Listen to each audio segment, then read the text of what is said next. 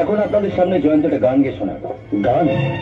এমন একটা গান গাও তো জয়ন্ত, যা শুনে সবাই চমকে যাবে। কিন্তু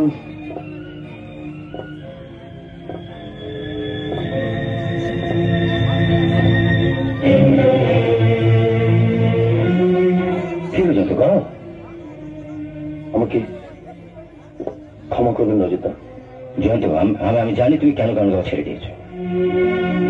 আপনি জানেন? নিশ্চয়ই। মাস্টারমশাই দুঃখ পেয়ে মারা গেছেন বলে কি গান গাওয়াটা ছেড়ে দেওয়া ঠিক? এতে করে আত্মার শান্তি পাবে? আপনি আমাকে অনুরোধ করবেন না রজতা, আপনারা আমার ক্ষমা করবেন।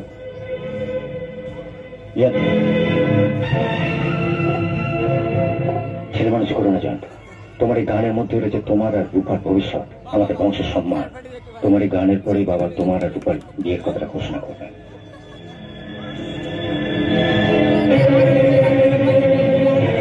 আমার জন্য না হোক, রূপার জন্য অন্তত একটা গান খাও। তুমি তো জানো রূপা বাবার রমতে তোমাকে ক্ষমা করো। আমি পারবো না। পারবে না?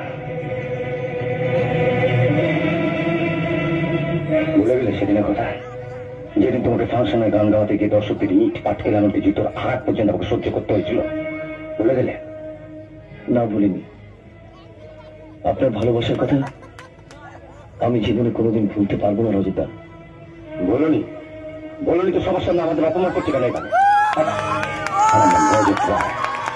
আজ পর্যন্ত কারো কাছে আমি মাথা হেট করিনি, আজও করবো না।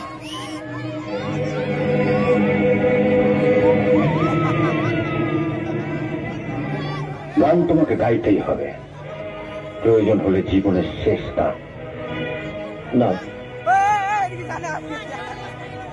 যাচ্ছি। তুমি গাইবে না? না। তুমি গাইবে না? না।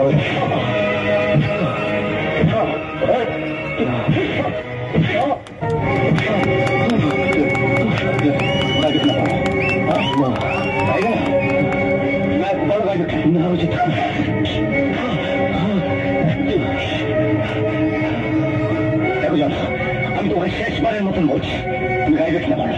না, আপনি আমাকে মারতে মারতে মেরে ফেলো।